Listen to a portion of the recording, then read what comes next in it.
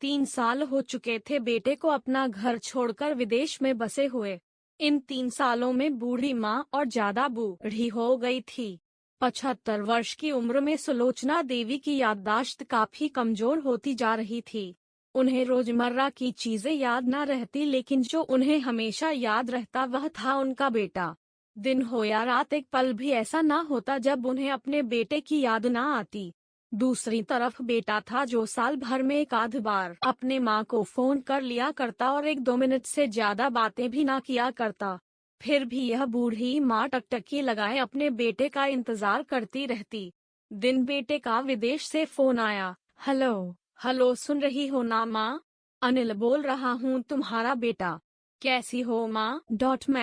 मैं ठीक हूँ बेटा, तुम बहू और मेरा पोता कैसा है? माँ ने पूछा। सब अच्छे हैं माँ। मैं अगले हफ्ते गांव आ रहा हूँ माँ, तुम्हें लेने। अब हम सब साथ में ही लंदन में रहेंगे माँ। तुम्हारी बहू कह रही थी माँ को यहाँ पर लेकर आओ, बेचारी अकेली वहाँ परेशान होती होगी। बेटे ने कहा। माँ की बूढ़ी सूखी आंखें आंसुओं से भीग गई। उसके कमजोर शरीर के नस नस में खुशी की लहर दौड़ गई। बेटे और बहू का अपने प्रति प्रेम देखकर माँ का मन खुशी से भर आया।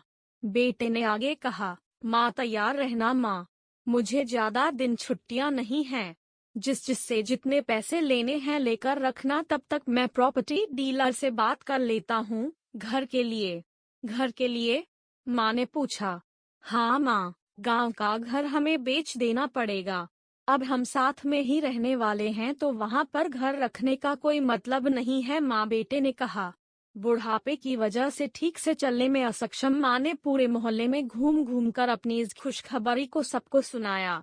सभी को खुशी हुई, सबको लगा माजी के आखिरी दिन अपने परिवार के साथ खुशी से बीत जाएंगे।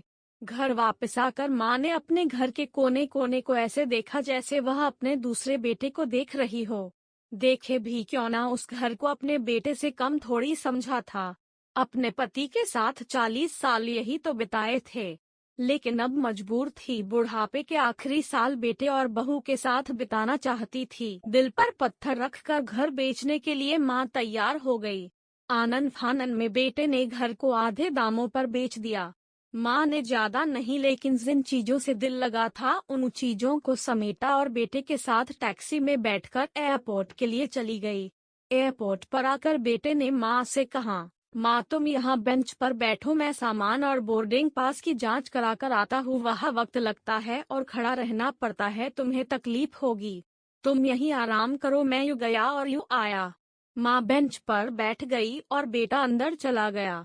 काफी समय हो गया बेटा वापस नहीं लौटा। माँ सोचने लगी, ज्यादा भीड़ होगी इसलिए देर लग रही होगी। अंधेरा होने को आया, अब तो लोगों की चहलकदमी भी कम होने लगी। माँ को अब चिंता होने लगी। एक कर्मचारी ने आकर पूछा, किससे मिलना है माजी आपको? यहाँ पर क्यों बैठी है? डरती हुई आवाज में सुलोचना देवी बोली, मेरा बेटा अंदर सामान की जांच कराने गया है। लंदन जा रहे हैं हम। क्या नाम है माँ जी आपके बेटे का? कर्मचारी ने पूछा। अनिल नाम है मेरे बेटे का, सुलोचना देवी ने बताया। कर्मचारी अंदर गया और थोड़ी देर बाद बाहर लौटा।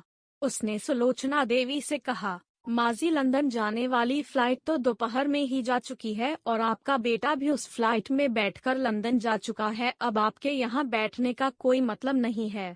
आप भी अपने घर चली जाइए। क्या जा चुका है? और मैं घर जाऊं? घर? माँ की आंखों से आंसुओं के सैलाब उठने लगे। जैसे तैसे माँ घर पहुंची जो अब उसका था ही नहीं, बिक चुका था। वो वही बरामदे में तुलसी के पास सो गई। घर के नए मालिक को उस पर दया आई तो एक कमरा किराए से उसको दे दिया। पेंशन के पैसों से खाना और किराए का बंदोबस्त हो जाता था। दिन बीतने लगे। कुछ दिनों बाद घर के नए मालिक ने सुलोचना देवी से कहा, माजी आप अपने रिश्तेदारों के यहाँ पर जाकर क्यों नहीं रहती है? इस उम्र में आपके लिए वही अच्छा होगा। अच्छा तो होगा, लेकिन अगर मेरा बेटा वापस आया तो उसका ख्याल कौन रखेगा? मेरा बेटा बहुत भोला है, उसे अपना ख्याल रखना बिल्कुल नहीं आता। मैं कहीं नहीं जाऊंगी। क्या पता कब उसे मेरी जरूरत पड़ जाए। माँ ने कहा।